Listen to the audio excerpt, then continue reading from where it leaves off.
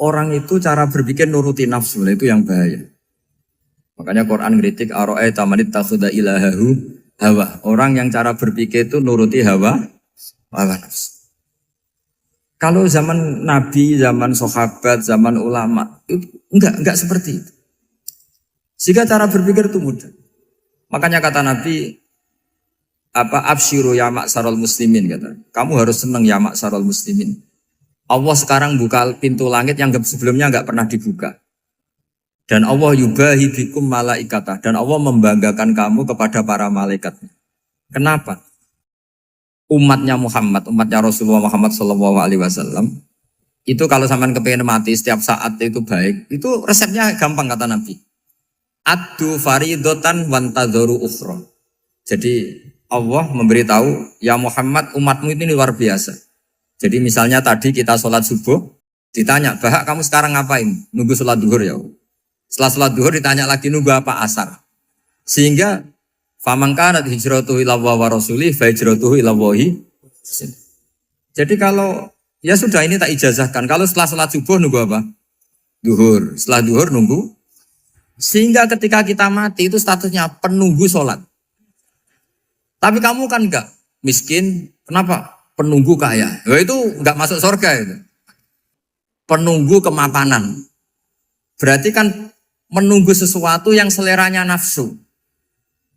Beda kalau penunggu sholat. Berarti kamu di dunia menunggu ritual ibadah. Maka di antara ijazahnya Nabi apa?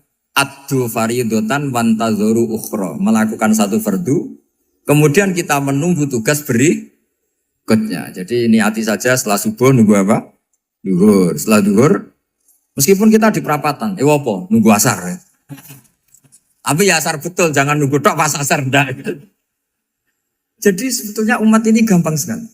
Jadi di antara kebanggaan Allah, yubahi itu Allah bangga dengan malaikatnya adalah umat ini adalah addu faridotan wantadzoru ukhra. Melakukan satu fardu, kemudian menunggu fardu yang lain. Dari mengkhidmati kampus, ingin mengkhidmati masyarakat. Dari satu masyarakat lokal Semarang menjadi sampai sekarang, sampai Banjarmasin, Unisula mau bikin kampus di sana, terus gitu. Dari satu tugas ke tugas yang lain. Makanya Islam diajarkan setelah satu tugas selesai, faida faruh tafan sok. Jadi sehingga hidup kita itu dinamis. Dari satu kebaikan menunggu kebaikan lain, dari satu kebaikan menunggu. Sehingga hidup kita ngapain? Nunggu satu kebaikan. Ini sudah masuk faman kanat hijratuhu ila Allah wa rasulih, fa hijratuhu ila Allah wa rasulih. Sehingga bayangkan kalau kita direkam Allah, Gusti kula ampun mati nak dereng sugih. Wis melarat puluhan tahun. Sakit, nunggu sesuatu sing sifatnya nafsu, kok pengen sugih. Sugih tok aja cukup. Tahu buruh wong sing tahu ngenyek ndekne lho, itu kan urung-urung wis dendam. Saya belum mau mati sebelum kaya dan buruhkan orang yang pernah melecehkan saya. Wis ngono akhirnya mati urung sugih. Berarti wis fakir matine hasud. Mau itu ngenes dunia akhirat kan kira-kira seperti itu. Kamu santai aja kalau fakir berarti meringankan hisab karena ada banyak harta. Yang mau dihisab papanya, tidak punya apa-apa. Jadi saya mohon sekali ya, Islam itu mengawal kebahagiaan.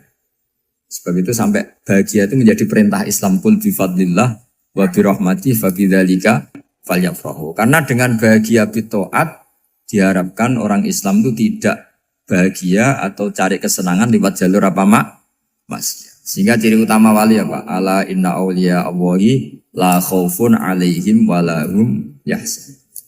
Sehingga ulama dulu itu rileks-rileksnya. Termasuk yang saya ceritakan tadi, Imam Ahmad, Imam Syafi'i. Itu melihat apa saja rileks. Ya tadi kalau disenangi orang ya barokah, punya kawan kebaikan. Nak dineng ya barokah dineng di gedingi tonggo rada utang, ngeranjuk tulung gitu. Jadi rileks saja. Masyhur itu Imam Syafi'i ngendikan waman asaa ilaika faqat atlakoka. Orang yang berbuat buruk sama kamu hakikatnya adalah membebaskan kamu. Atlako itu apa? Membebaskan. Enak gak jadi hidup gitu? Kalau kamu kan enggak, kok gedeng aku salahku apa? Malah kamu ujub tuh, orang kok gak tahu salahnya. Kamu jadi suami, istrinya ngomel, kurang apa saya sebagai suami? Ya kurang banyak, ndak ganteng, ndak kaya, ndak ini. Malah kalau diterangkan malah parah toh. Ya sudah rileks saja. Kalau dia ngomel ya tadi, alhamdulillah dapat pahala tanpa apa? Biaya. Terus ngomel kan butuh energi, paling yang tidak kuat 3 jam. Nanti juga berhenti apa? Terus ambil nilai positifnya. Misalnya ngomel sama suaminya, bagus lah. Kalau ngomel sama tetangga malah kayak apa gitu aja udah. Jadi ulama dulu itu gampang sekali melihat melihat hidup. Rasulullah ya gitu, melihat hidup tuh gampang saja. Ketika tanya, ya Aisyah apa ada sarapan? Tidak ada ya Rasulullah, ya sudah saya tak puasa. Jadi enteng saja. Kadang-kadang beliau ingin puasa, ya puasa sunat, ada sarapan nggak jadi puasa. Rileks. Nabi itu rileks. Kalau ngajari kebaikan juga rileks. Nah sekarang itu banyak orang yang karena mungkin kurang baca, Islam tuh kayak menjadi aturan yang bengis, yang repot, yang mengekang. Itu tidak seperti itu. Yuridu wa bikumul yusra wala yuridu bikumul usra. Allah menghendaki agama ini mudah. Sehingga ada sahabat di Imami Mu'ad itu baca Baqarah. Sahabat ini pekerja petani, mufarokoh ditinggal. Ketika Mu'ad lapor, ya Rasulullah ini ada orang munafik, tengah-tengah sholat mufarokoh saya ditinggal. Yang disalahin itu tidak yang ninggal tapi Mu'ad. Afattanun anta ya Mu'ad, kami itu tukang fitnah. Masa ngimami petani pakai surat Baqarah? Jadi yang disalahkan ini imamnya. Kalau kamu jadi imam, sholatnya ya yang cepat. Makanya terus banyak orang kecepatan karena tadi. Jadi Nabi itu enteng sekali. Jadi apa ya, Nabi itu beda dengan yang kita bayangkan beda. Nabi pernah ngaji di masjid, kemudian ada tetangga lewat pakai cangkul ke kebun.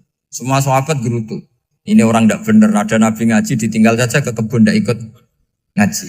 Jawabannya Nabi tidak, itu bagus itu ikut sunnah saya. Kenapa ya Rasulullah? Dia kerja nyari halal. Dan untuk menghidupi keluarganya itu juga ajaran saya. Sehingga yang ngaji ya ajarannya Nabi, yang nggak ngaji karena kerja mencukupi keluarga juga ajarannya Nabi.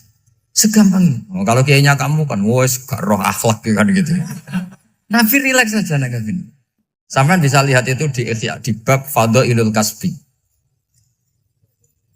Makanya ini penting sekali supaya orang itu berpikir Islam atau mendakwahkan Islam itu berdasar sanad ya yang muttasil yang pernah dilakukan Rasulullah SAW.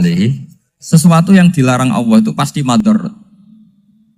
Maka untuk melarang seseorang bergantung sama narkoba misalnya atau hal-hal yang bahaya pada fisik, itu satu tentu bagi ahlullah, tentu karena takut Allah. Tapi banyak masyarakat yang memang benar-benar bisa meninggalkan narkoba karena efek buruknya ganja. Bahwa itu mengakibatkan sakau, mengakibatkan tidak sadarkan diri, mengakibatkan kebangkrutan ekonomi macam-macam. Sehingga mereka benar-benar benci sama yang namanya narkoba. Jadi di antara manhajul Quran itu kalau mentakbih, memburuk-burukkan maksiat itu mesti dikritik innahu kana fahisyah. Innahu kana fahisyata wa maqta wa sa'a sabila. Innahu kana fahisyata wa sa'a sabila. Diulang beberapa kali. Sehingga dibutuhkan kecakapan untuk menganggap satu hal yang buruk itu fahsyah, sesuatu yang enggak rasional, sesuatu yang tidak positif, sesuatu yang pasti berdampak negatif. Sehingga kalau misalnya tadi dibacakan oleh Qori, kuntum khaira ummatin ukhrijat linnasi ta'muruna bil ma'ruf wa tanhauna 'anil munkar. Untuk berhenti dari kemungkaran itu satu takbihun litil kal munkar atau litil kal munkarat, bahwa munkarat itu kita cap, kita stigmasi bahwa itu buruk sekali. Seperti Nabi mengajarkan pemuda tadi, masa kamu suka ibu kamu digitukin lelaki lain, putri kamu, bule kamu, bude kamu, sehingga orang ini pikirannya termindset betapa buruknya zina. Sama seperti kita sukses memindset betapa buruknya narkoba, betapa buruknya bahan-bahan terlarang. Begitu juga seterusnya, terus pengkhianat dan sebagainya. Tapi problem manusia adalah dia itu akan mencari kebahagiaan atau kesenangan sesaat. Maka caranya gimana? Keinginan senang lewat maksiat ini dilawan dengan nyaman dengan taat. Saya ulang lagi, nyaman dengan taat. Sehingga ulama dulu punya kalimatul munajat, artinya kalimat hubungan pribadi sama Allah yang menjadikan orang itu nyaman. Dan ini yang diajarkan kitab-kitab tasawuf. Kitab tasawuf itu sukses mengajarkan melihat alam raya ini semuanya nyaman, termasuk yang mengecewakan. Itu dianggap nyaman. Saya berkali-kali mengajarkan ilmu ini karena ini musalsal ila Rasulillah SAW. Itu pernah suatu saat Imam Ahmad itu dipanggil sama tetangganya, anak muda. Tentu Imam Ahmad ini orang yang sangat soleh, sangat waroi, sangat tunduk sama perintahnya Allah dan Rasul. Pemuda tadi manggil, ya Ahmad, datang ke rumah saya. Imam Ahmad datang. Setelah sampai ke pemuda tadi, sudah pulang lagi, saya tidak butuh kamu. Pulang lagi. Setelah sampai rumah dipanggil lagi, ya Ahmad, datang lagi. Datang lagi. Oh, saya tidak jadi butuh, pulang lagi. Sampai 3 kali. Dan itu perangai ekspresi Imam Ahmad itu atau ulama lain yang sesoleh beliau itu nyaman, indah. Beliau tetap senyum-senyum nyaman. Beliau tidak tersinggung, tidak terprovokasi, tidak, ya pokoknya tidak tersinggung, kelihatan nyaman. Lama-lama pemuda ini terus tanya, ya Ahmad, kamu saya perlakukan seperti ini kok tidak tersinggung? Kamu senyum-senyum saja, happy-happy saja. Jawabnya Imam Ahmad itu unik. Wahai pemuda, saya kamu panggil itu senang sekali. Karena kata Nabi, kalau kamu iman dengan Allah dan Rasul, maka hormatilah tetangga. Jadi saya senang. Karena nuruti perintah Allah untuk menghormati tetangga. Jadi tidak ada urusannya dengan kamu. Kagetnya kayak apa? Jadi dipanggil tetangga ya senang karena melakukan perintahnya Allah dan Rasul, yaitu ikramul jar, fal yukrim jarum. Disuruh pulang, kamu ingin saya pulang, ya saya pulang. Disuruh datang, ya saya datang. Jadi saya tidak tersinggung, saya tidak ada urusan dengan kamu. Urusan saya dengan Allah Subhanahu wa Ta'ala. Itu kalau bapak-bapak istrinya ngomel terus sabar itu ya bagus. Saya tidak punya urusan. Kalau kamu terprovokasi oleh istri, berarti kamu didikte oleh makhluk. Masa seorang rektor didikte makhluk? Kan tidak keren. Apalagi seorang habib didikte makhluk, kan tidak keren. Yang bisa mendikte kita hanya Allah Subhanahu wa Ta'ala. Dan Allah mendikte kita, mengajarkan kita wa ashiruhunna bil ma'ruf fa in karihtuhunna fa asa an takrahu shay'a wa yaj'alallahu fi khairan katsira. Jadi cara melihat istri kita bawel gitu atau cerewet, alhamdulillah ini ada pahala tanpa modal, cukup sabar. Kalau istri kamu sedang mesra, malah mintanya ke mall, malah biayanya tinggi. Murah mana? Dapat pahala dimarahin sama saat mesra minta ke mall. Milih yang pertama kan? Nah ya itu tidak usah modal. Ya gitu aja. Jadi kalau istri sedang marah, bawel, anggap saja ini rezeki. Dapat pahala tanpa apa? Biaya. Nah kalau pas rukun malah nantang ke mall, biayanya malah tinggi. Jadi ulama dulu itu melihat dunia itu happy. Pernah Imam Syafi'i dikasih tahu, orang yang tadi nyium tangan kamu ya, itu di rumah menghujat Anda. Jadi dia sopan hanya di depan Anda, kalau di luar menghujat Anda. Jawabnya Imam Syafi'i lucu. Ya baguslah. Yang cerita ini kaget. Kenapa bagus ya Aba Abdillah? Kalau manggil Imam Syafi'i ya Aba Abdillah. Ya berarti saya masih wibawa, di depan saya tidak berani katanya. Jadi dipandang enteng saja. Jadi kalau kamu, di depan kamu, istri kamu tidak berani belanja, tidak ada kamu belanja banyak. Anggap saja Anda wibawa. Jadi enteng saja. Pernah Imam Syafi'i dikasih tahu, separuh dari kampung Anda itu gak suka kamu. Ya bagus lah, kenapa? Oh nak rukun malah bakal utang katanya gitu. Kira-kira yang utang itu yang rukun apa yang neng-nengan? Yang rukun. Jadi enteng saja. Masyhur itu makalahnya Imam Syafi'i. Waman asa'a ilaika faqad atlaqaka. Orang yang berbuat buruk sama kamu berarti membebaskan kamu. Kalau saya sedang nenengan sama Habib Hasan Toha Putra, beliau naik Alphard gak nawarin saya sah karena baru nenengan. Tapi kalau sedang rukun malah harus repot mana? Rukun sama ndak rukun? Repot rukun sebetulnya. Jadi Imam Syafi'i itu happy saja. Kalau sedang rukun sama tetangga ya dianggap rukun itu satu kenikmatan. Sedang tidak rukun ya dianggap satu kenikmatan. Jadi orang dulu itu serilek itu melihat dunia.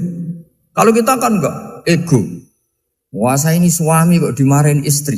Wah ini egonya bangkit. Padahal egonya bangkit itu ada kebodohan di situ. Yaitu seorang rektor didikte seorang istri, seorang makhluk. Apalagi kalau Anda daftar wali itu tidak akan jadi wali. Ini wali kok tunduk sama makhluk. Karena didikte apa? Makhluk. Maka Imam Ahmad ketika tetangganya bully gitu ya santai saja, beliau happy. Ketika pemuda tadi iskal janggal, kenapa kamu gak tersinggung ya Ahmad? Memangnya saya harus tersinggung gimana? Kan tak panggil tidak jadi, tak panggil tidak jadi. Hei pemuda, saya ini tidak punya urusan dengan kamu. Saya nuruti kamu karena perintahnya. Saya senang melakukan perintah Allah, harus berbaik sama kamu. Sampai 3 kali. Ajarkan Muhammad atau katakan Muhammad pada umatmu, sebaiknya atau seharusnya mereka hanya gembira dengan melihat fadlnya Allah dan rahmatnya Allah. Ini harus kita pahami mulai dari konstruksi yang paling pokok, yaitu akidah. 2 ahwal. Ahwal itu 1 perilaku sosial. 3 mutammimat, sesuatu yang tidak pokok, tapi kita butuhkan dalam mengawal hidup ini. Saya beri contoh, itu sampai maksiat, itu karena cari kesenangan. Misalnya baru penat itu, ingin seneng, ada orang yang macam-macam lah, ingin melihat maksiat, apa itu pornografi, apa nyabu, apa macam-macam. Itu sebetulnya agama punya konsep yang luar biasa, yaitu seharusnya seseorang itu gembira. Gembira dengan ketaatan. Lalu pertanyaannya caranya gembira gimana? Gembira itu mudah. Jadi misalnya kamu sujud sama Allah Subhanahu wa taala. Terus cara berpikir begini. Ini sekaligus ijazah. Cara berpikir begini. Ya Allah, ini kata Sayyidina Ali, kafani izzan an akuna laka abdan wa kafani fakhron an takuna li rabban. Ya Allah, betapa sialnya saya andaikan saya jadi budak dari makhluk yang sama. Misalnya sampean itu seorang kiai atau rektor atau doktor atau orang terpelajar, kemudian kamu jadi budak atau hamba dari makhluk yang setara. Betapa hinanya saya.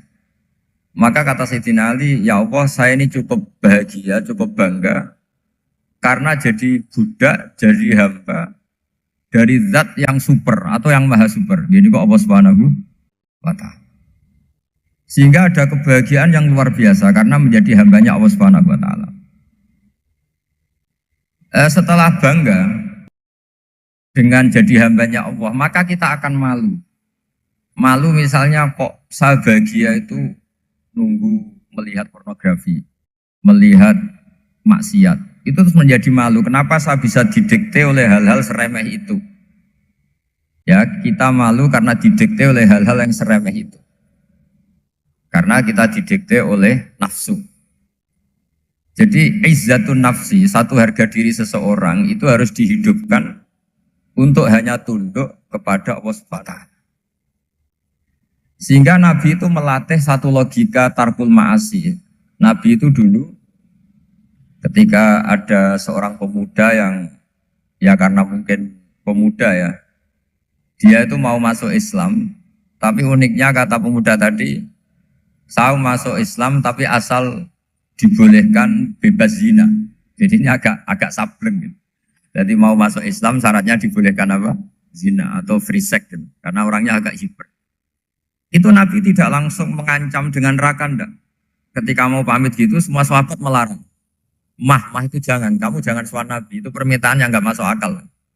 Setelah lama ditahan, terjadi kegaduhan di masjid, Nabi dengar, itu ada apa itu? Itu ada pemuda yang mau masuk Islam tapi yasta'dzinuhu fi zina, tapi mereka minta izin Nabi untuk tetap boleh zina. Kata Nabi, pemuda itu suruh masuk, suruh menghadap saya. Ketika menghadap Nabi, saya ulang lagi ketika menghadap Nabi, Nabi mengajarinya itu luar biasa. Nabi tidak langsung mengancam dengan neraka atau dengan azab tunda. Tapi kata Nabi, atuhibbuhu li ummik. Kamu suka kalau ibu kamu itu jadi demenannya orang banyak. Pondok ya Nabi, yang demen ibu saya tak bacok kan. Karena ini ya agak preman, di mana-mana orang ngakal agak preman. Terus atuhibbuhu li bintik. Kamu suka kalau putri kamu ya digitukan orang-orang. Wah ya enggak Nabi, yang gitukan putri saya tak bacok. Atuhibbuhu li kholatik. Kamu suka kalau bule kamu digitukan. Atuhibbuhu li ammatik. Kamu suka kalau saudara bapak kamu digitukan. Nabi itu mengeset ya.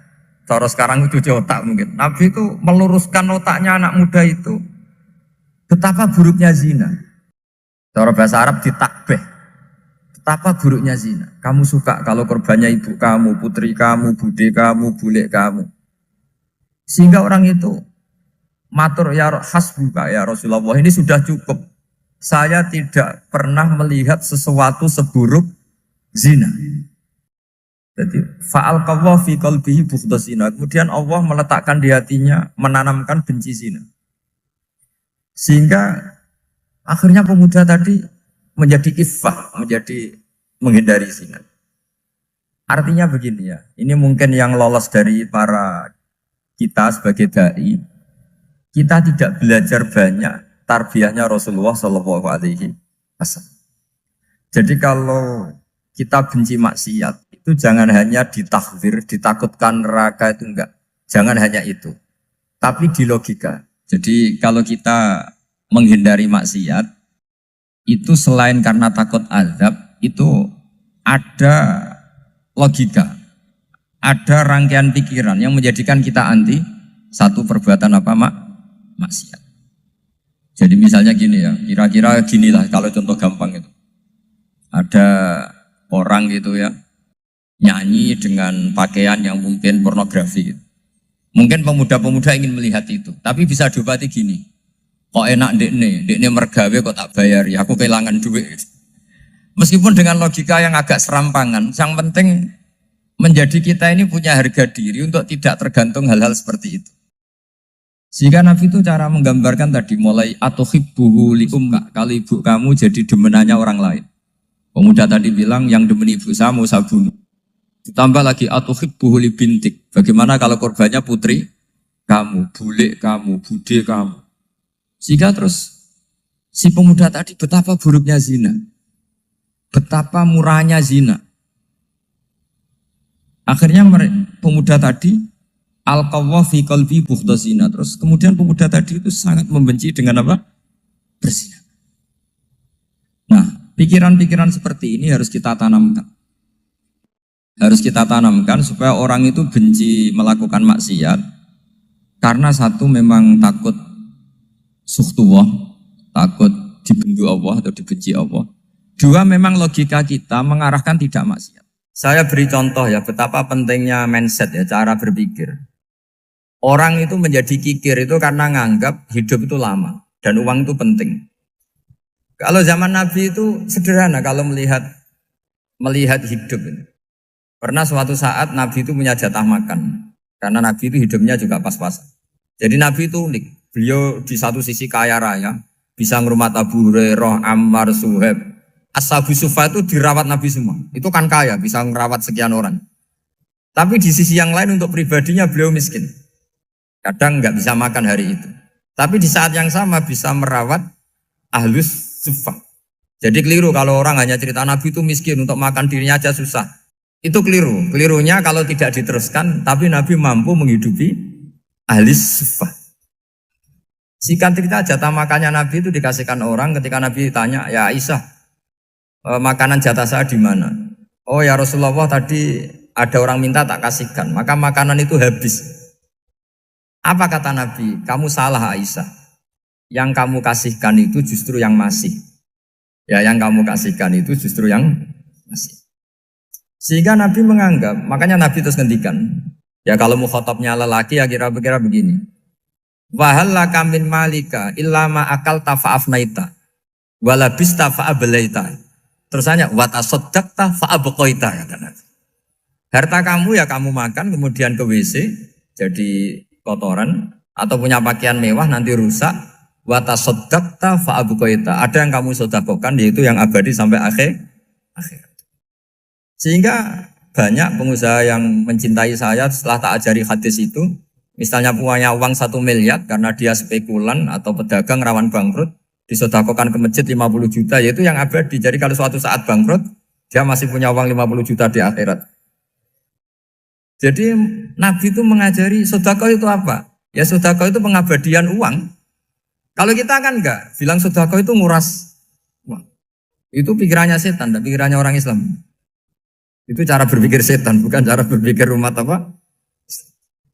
Sehingga Sayyid Ali Zainal Abidin itu kalau ada orang minta, kemudian beliau ngasih, itu beliau bilang gini, marhaban biman hamala zati ilal akhirah. Matur nuwun nggih jenengan sing beto sangu kula nate. Jadi dianggap teller saja. Orang yang minta uang beliau itu dianggap tukang nyatet bank. Karena sudah ditabungkan. Ya sudah. Kalau kita kan enggak, wah pengemis itu ganggu gini-gini. Kecuali pengemis profesi ya mungkin kita agak-agak enak. Pada zaman akhir itu ada pengemis apa? Profesi. Jadi repot teman. Terus tak beri contoh lagi kebahagiaan ketika kita milih Islam moderat. Islam kita diajarkan guru-guru kita, utamanya oleh guru kita Mbah Maimun. Saya juga sering ketemu beberapa ulama dunia, termasuk Habib Umar. Saya juga ikut sowan ke sini pas beliau sama Habib ini Hasan Toha Putra di sini sama orang-orang moderat. Itu cara berpikir juga luar biasa indah. Beliau pernah cerita ya, beberapa ulama lah, banyak yang cerita itu. Saya pernah diceritani seorang alim ketika ada orang ekstremis itu mau ngebom di tempat maksiat. Kebetulan yang maksiat itu kebanyakan ya orang Islam. Karena di negara yang mayoritas Islam. Ditanya sama Syekh Sa'rawi. Syekh Sa'rawi itu mufassir top di mana? Mesir. Ini mau tak habisin karena mereka orang Islam kok maksiat terus. Terus ditanya sama Imam Sa'rawi. Laumatu ala khini ma'asihim aina masiruhum. Kalau mereka mati dalam keadaan maksiat, mereka kemana? Ya ilanar, mereka pasti masuk neraka. Terus ditanya sama Imam Sa'rawi, wahal masiruhum ilanar muradun nabi amla. Punya umat maksiat kemudian mati masuk neraka, itu yang diinginkan Nabi apa enggak? Ya tidak aja. Ya sudah, enggak usah dibom, ditunggu tobatnya kata.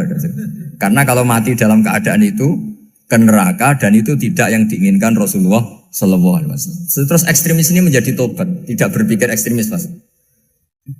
Jadi orang itu harus berpikir mindset yang baik. Meskipun kadang berpikir baik itu ya agak-agak kacau. Ada seorang wali majdub itu kalau berdoa agak kacau, tapi nggak bisa dibantah. Masyhur itu doa itu. Ini sekaligus ijazah, tapi kalau sebelum wali nggak boleh. Itu datang ke makamnya Rasulullah SAW. Terus doanya itu begini. Ya Allah, sekarang terserah engkau. Ya Allah, sekarang terserah engkau. Jika saya kamu jadikan orang soleh, jika saya engkau jadikan orang soleh, maka surra habibuk, maka kekasihmu ini senang. Yang susah musuhmu yaitu setan. Tapi kalau engkau menjadikan saya orang fasik, maka yang susah kekasihmu, yang senang musuhmu. Jadi kan punya dua pilihan itu. Wah itu kan doa tapi kayak teror itu. Ya jadi berdoa di Raudhah. Wah itu pasti mandi itu karena agak-agak maksa Tuhan itu. Ya Allah, engkau punya dua pilihan. Jika saya jadi orang soleh, maka kekasihmu ini senang. Musuhmu yang susah yaitu setan. Tapi jika saya jadi orang fasik, maka musuhmu yang senang, kekasihmu yang susah. Mohon terserah jenengan, mau menyenangkan kekasihmu, apa menyenangkan musuhmu gitu. Kira-kira gimana? Kalau tertarik boleh doa itu dipraktekkan. Tapi kayaknya kalau copy paste itu gak keren, apa? Jadi dulu orang itu muamalah sama Allah dan Rasul itu rileks. Rileks itu nyaman karena ya tadi qul bi fadlillah wa bi rahmati fa bidzalika falyafrah. Sehingga Imam Izzuddin bin Abdissalam itu ngendikan innalladzina yarmunal muhsanatil ghafilat. Di antara kebaikannya ibu-ibu atau mbak-mbak ini harus berstatus ghafilat. Perempuan-perempuan pelupa. Ghafilat itu pelupa. Pelupa dari kenikmatan maksiat sehingga mereka dengan taat. Misalnya ada ibu-ibu atau mbak-mbak atau juga bapak-bapak tahajud, kemudian nyaman dengan tahajud itu. Kira-kira terbersit enggak ingin maksiat? Enggak kan, karena sudah nyaman dengan tahajud, dengan taat. Maka dibutuhkan kenyamanan dalam beribadah. Sebab itu ala bidzikrillahi tatmainnul qulub. Makanya saya termasuk kiai yang setiap ngaji itu happy, seneng. Karena ini untuk kampanye, seneng dengan ngaji, dengan taat itu sudah luar biasa. Kayak apa kalau mereka senengnya kalau nunggu melakukan maksiat. Jadi termasuk bentuk perlawanan kita terhadap maksiat adalah usahakan kamu tuh bahagia, seneng dengan taat. Istiqnas billah, mu'anasah billah, farah billah, itmi'nan tumaknina billah. Sehingga ini mencukupkan kita tidak berkebutuhan maksiat. Meskipun kita ya manusia, pasti suatu saat atau sudah pernah maksiat. Serasa diceritakan lah, ini gue mesti gitu. Lah orang-orang dulu itu orang yang sukses mengelola bahagia ma'allah wa billah walillah. Jika wali-wali dulu itu jadi wali itu tidak mesti karena ibadahnya banyak, itu enggak. Mereka orang yang ibadahnya itu biasa.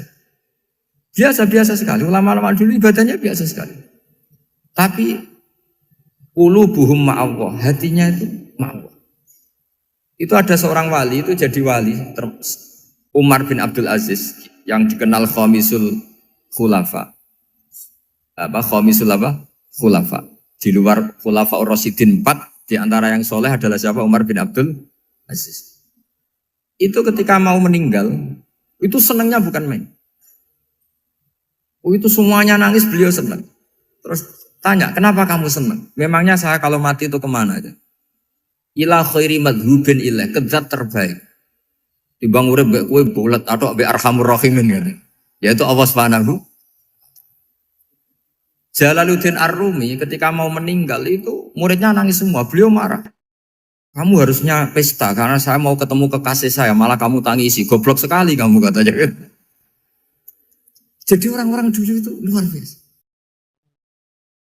Karena tadi mereka tidak ingin ketemu Allah itu dianggap problem. Harus sesuatu yang membahagiakan. Makanya wali-wali itu kalau berdoa begini. Wa khairu ayyami yauman alqa kafih, dan jadikan hari terbaikku adalah hari ketika saya ketemu engkau ya. Pernah dengar doa itu? Wa khairu ayyami yauman alqa kafih, dan hari terbaikku adalah hari saat ketemu engkau. Aman kan enggak? Sampai mati ku wedi. Saya tidak tahu wedi dosa apa wedi Israel apa wedi malaikat siapa? Mungkar nakir. Sebenarnya tidak perlu seperti itu. Karena cara pandang Nabi itu ini bisa dipraktekkan. Kalau kamu orang baik, mati artinya apa? Ya baik. Karena husnul khotimah. Kalau kamu orang yang buruk, itu kata Nabi, anggap saja mati itu akhir dari keburukan kamu. Nak kowe urip terus, malah maksiat terus. Maka Nabi itu kalau ngajari kita berdoa gini, Allahumma ij'alil hayata ziyadatan li fi kulli khairin wal mauta rohatan li min kulli syarri. Ya Allah, kalau saya hidup, ya anggap saja ziyadah fi kulli khairin, berpotensi nambahi kebaikan. Kalau saya mati, anggap saja ini akhir dari segala keburukan. Maka saya berkali-kali, tradisi ulama-ulama NU, ulama-ulama pesantren, ya ada hanya NU, pokoknya ulama-ulama alim. Itu kalau ada orang mati, orang nakal gitu mati, ini saya gitu. Itu hadirin mesti gak terima. Wah, api enang itu wong wakal. Tapi dipaksa sama kiainya, saya gitu. Lama-lama dipaksa. Saya gitu. Padahal yang hatinya kiai, wis ra iso maksiat meneh, wis saya gitu. Karena dengan mati berarti saya sudah tidak bisa maksiat lagi. Jadi Nabi melihat hidup dan mati itu segampang itu. Kalau al-hayata ziyadatan li fi kulli khairin wal mauta rohatan li min kulli syarr. Coba kita ke depan itu kan ada potensi zina, potensi korupsi, potensi maksiat. Yang bisa menghentikan potensi itu apa coba? Mati ya, udah pinter ya. Sudah maju berarti. Berani mati? Berani. Tapi jangan di sini ngel-ngelo panitia. Artinya yang selama ini kita risau dengan kematian, dengan apa? Nabi ngajari kita tadi. Allahumma ij'alil hayata ziyadatan li fi kulli khairin wal mauta rohatan li min kulli syarr. Ya Allah, jadikan hidup ini sebagai bekal menambah kebaikan, dan suatu saat kalau saya mati, semoga itu akhir dari segala keburukan. Jadi artinya Nabi itu ngajari kita itu positif terus. Sama seperti ulamanya tadi. Nak lagi rukun mbek tonggo ya sanggep ae kanca keapian. Nak nenengan ben ra utang ngoten. Dadi pokoknya penak terus itu loh. Nak bojo lagi ngamuk alhamdulillah gak ngajak blonjo. Nak pas rukun ya alhamdulillah kok lagi rukun. Jadi gampang semua. Makanya ada seorang alim itu ngendikan begini, ada yang tanya. Saya tuh dulu ketika kaya, teman saya sering main ke saya. Setelah saya miskin gak ada teman-teman yang ke saya. Dikira si Habib ini kebetulan orangnya Habib itu mendukung keluhan dia. Ternyata enggak. Si orang alim itu bilang gini, malah bagus toh gitu. Kowe wis melarat buruhe wong. Ya sudah kamu miskin buruhnya orang lain. Misalnya tukang manol di pasar atau tukang becak. Kemudian teman-teman kamu datang, malah kamu malu tuh jadi tontonan. Bagus kalau mereka lupa, pas kamu miskin tidak ada yang lihat katanya. Jadi apa ya, dianggap enteng saja gitu. Akhirnya orang ini nggak jadi ngeluh. Selama ini kan kita ngeluh ya, ketika miskin teman-teman nggak datang. Coba kalau mereka datang pas kamu buruh bikin foto di orang lain. Mantan bos buruh, malu gak? Milih datang kepada? Nggak lah, sudah bener itu. Jadi ulama dulu itu makanya sering baca biar tahu solusi hidup. Jadi ulama dulu itu gampang sekali melihat kehidupan itu. Gampang sekali, indah, gampang. Kebahagiaan ini pula yang harus kita latih dalam melakukan ketaatan.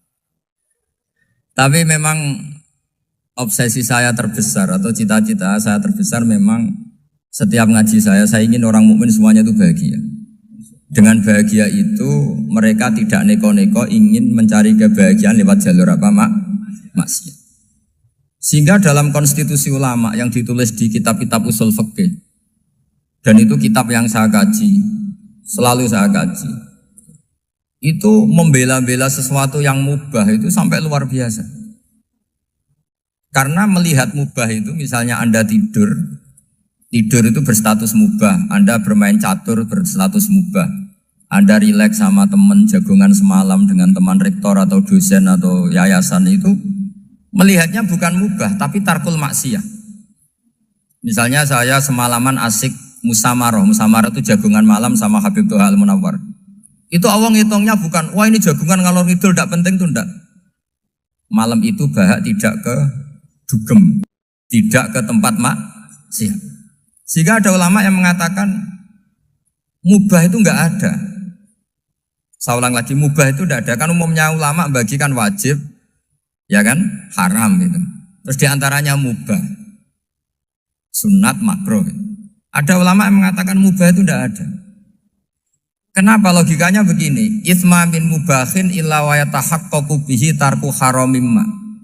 Karena tidak ada mubah yang Anda lakukan kecuali saat itu pasti ditinggalkannya sebuah keharaman. Misalnya Anda sedang jagungan sama istri di luar, di rumah, asik di rumah semalaman. Mungkin bahas hal-hal yang ringan. Mungkin melihat sinetron atau apa yang ringan. Tapi di situ terjadi Anda meninggalkan ke tempat-tempat maksiat. Sekarang ninggal maksiat itu wajib apa mubah? Wajib. Padahal Anda sedang melakukanmu. Nah itu dicatat oleh Allah itu tarkul haram, meninggalkan keharam. Jika masyhur dalam cerita wali-wali itu, Abu Yazid yang seperti itu ibadahnya pernah tanya, ya Allah lalu yang makomnya orang seperti saya siapa? Karena beliau semalaman ibadah terus. Sama Allah dijawab, ya yang tidur di pinggir kamu itu. Abu Yazid, loh kok bisa ya Allah? Dia kan tidur terus. Ya kan dia tidur berarti meninggalkan keharaman. Ngomong sing potongan tukang maksiat itu apik turu apik melek kira-kira. Apik turu. Timbang sama nak melek pola wis turu ae kira-kira gitu. Jadi enggak usah dipaksa tahajud, dipaksa qiyamul lail itu. Iya kalau qiyamul lail. Kalau dapat informasi, ke sini ikut saya terus katut kan repot.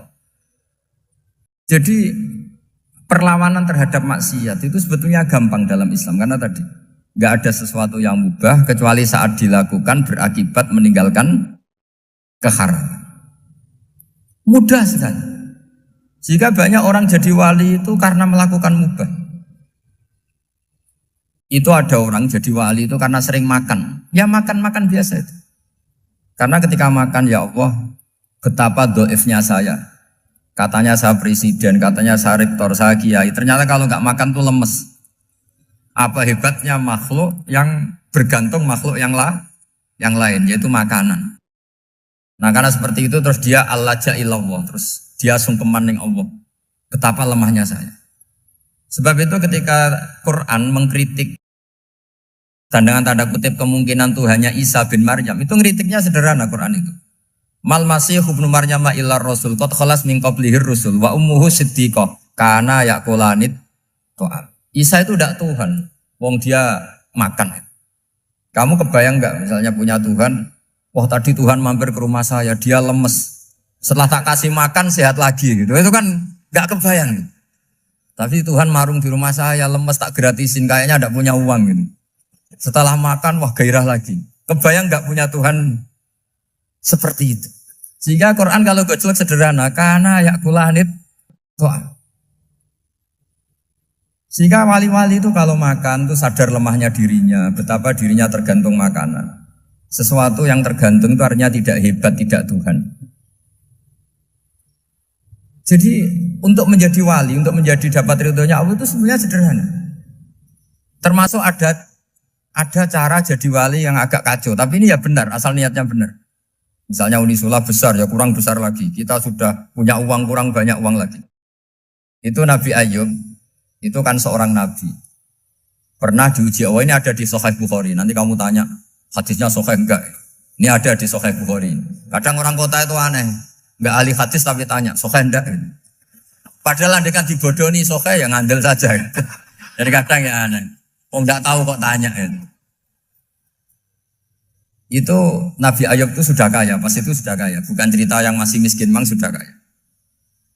Beliau di kamar dihinggapin satu belalang dari emas. Setelah belalang itu dikejar, ternyata yang jenis itu banyak, semuanya dari emas. Ngambil sana sini, ini yang kesak ini dipenuhin, saku ini dipenuhin, sampai banyak. Sama Allah digojlok, kamu itu Nabi saya. Kenapa kamu mengumpulkan harta sebanyak itu? Kamu itu Nabi saya kok rakus? Jawabannya Nabi, ya Allah, siapa yang bisa kenyang dari rahmatmu? Ya, jadi kalau kamu punya uang 1 miliar, kok ingin 1 miliar 100, ingin 1 miliar 200, itu cara ngitung bukan uang. Ya Allah, siapa yang bisa kenyang dari rahmatmu? Karena rahmat Allah tidak terbatas, sudah Gusti tenang saja. Meskipun saya gini, rahmat Anda tidak akan habis. Sehingga waroi ada ilmunya, tomak juga ada ilmunya, termasuk rakus itu juga ada ilmunya. Misalnya begini, ini contoh rakus yang ada ilmunya begini. Ini saya beri contoh. Mungkin yang boleh niru orang-orang soleh, kalau nggak soleh jangan. Imam Syafi'i ini cerita nyata. Imam Syafi'i itu dulu ketika ngaji masih muda itu nggak suka sama guru yang kaya. Kebetulan dia punya guru miskin terus. Namanya Sufyan As-Tsauri, itu miskinnya Masya Allah. Sufyan bin Uyainah juga miskin. Jadi dia miskin, punya guru miskin terus. Sehingga idolanya ya sama guru-guru yang miskin. Suatu saat guru-guru ini menyarankan dia ngaji Imam Malik. Imam Malik itu kaya raya. Itu babutnya Imam Malik, kalau diinjek itu mata kakinya tidak kelihatan, saking halusnya. Kalah, Indonesia kalah. Imam Malik itu gaya. Kalau ngaji di kursi tinggi terus pakai bukhur itu, pakai dupa Arab yang mahal. Pokoknya mewah kali Imam Malik. Terus dia mulai, ini kiai kok kaya. Kemudian setelah beliau alim, tanya, saya harus ngaji siapa setelah ilmu jenengan habis kira-kira gitu. Kata Imam Malik, sudah, kamu tidak usah perlu ngaji saya, kamu sudah alim alama. Terus Imam Malik datang ke Baki. Zaman itu Baki itu semacam kayak rentalan ya, semacam Grab lah kalau dulu. Mana kafilah yang mau ke Irak? Ya sudah terus, oh kita mau ke Irak. Ini antar ke Muhammad bin Hasan As-Syaibani. Itu dibiayai sama Imam Malik. Grabnya ya dibayarin, itu kafilahnya itu ya dibayarin. Imam Syafi'i disangoni surrotan min dhahabin. Jadi satu kepes uang dikasihkan. Itu pernah tak hitung semurah-murahnya itu sekitar 60 juta. Imam Syafi'i mulai mikir, kiai yang saya kritik lomo, sing kiai miskin tak puji, gak pernah ngamal kan, tentu orang miskin. Setelah datang ke Muhammad bin Hasan As-Syaibani, beliau itu pakar usul fikih, muridnya Abu Hanifah. Beliau al-usuli, pakar usul fikih. Itu Muhammad bin Hasan As-Syaibani itu kalau ngitung emas, itu di ruang tamu. Uangnya miliaran, emasnya banyak. Dari kota ini dipindah ke kota ini. Mas, kalau ngitung di ruang tamu. Bukan di kamar, di ruang tamu. Imam Syafi'i tambah kaget. Imam Malik kayak gitu sudah soal malah ini kaya raya. Setelah Imam Syafi'i kelihatan kaget, digojlok sama Muhammad bin Hasan Asyibani karena beliau senior. Atak jabu min hadza, kamu aneh melihat ini? Iya. Kenapa? Ulama kok kaya raya. Terus kata Muhammad bin Hasan, ya sudah, uang ini tak kasihkan orang-orang fasik, binti gue demenan, gue nyabu, gue macam-macam. Oh jangan, nanti dipakai maksiat. Pun jenengan mawon sing suka. Semenjak itu Imam Syafi'i rubah mindset. Jadi kalau kampus ini ingin akreditasi A, ingin mulia, ingin apa? Kamu ridho kalau yang punya prestasi seperti itu adalah orang-orang fasik. Ridho enggak? Enggak kan? Maka didoakan ini. Nah itu namanya berpikir secara usuli. Kamu jangan hanya nuruti karena berpikir waroi terus kamu benci kekayaan. Bukan, tidak bisa seperti itu. Karena pangkat dan kekayaan ketika dikelola secara kesolehan maka akan menjadi energi positif yang luar biasa. Semenjak itu Muhammad bin Hasan Asyibani berhasil mendidik Imam Syafi'i. Sampai akhirnya keterusan Imam Syafi'i berpendapat kalau orang Islam bisa bikin rumah tingkat kok punya rumah reot itu haram. Akhirnya keterusan. Kalau bisa jadi bupati kok jadi ketua RT juga haram. Karena al-Islam ya'lu wala yu'la alaih. Islam itu luhur bukan bisa diluhurin. Sehingga rata-rata orang Syafi'iyah termasuk kiai-kiai Indonesia itu rata-rata ya agak-agak politikus. Ya agak-agak kedonyan, mungkin sebagian kedonyan tenan gitu. Karena gak ridho gitu loh. Kalau kesempatan itu dikuasai orang fasik kemudian menjadi kekuatan maksi. Coba kalau bupati itu orang yang fasik. Kemudian programnya supaya rakyat seneng semalaman dangdutan yang purno misalnya. Supaya rakyat seneng dibolehkan dugem, dibolehkan judi. Tapi kalau yang jabat orang soleh kan ada beberapa perda yang menolak penyakit apa? Masyarakat. Jadi kamu jangan melihat bahwa kepangkatan ini hanya sebagai alat korupsi, alat otoriter, enggak.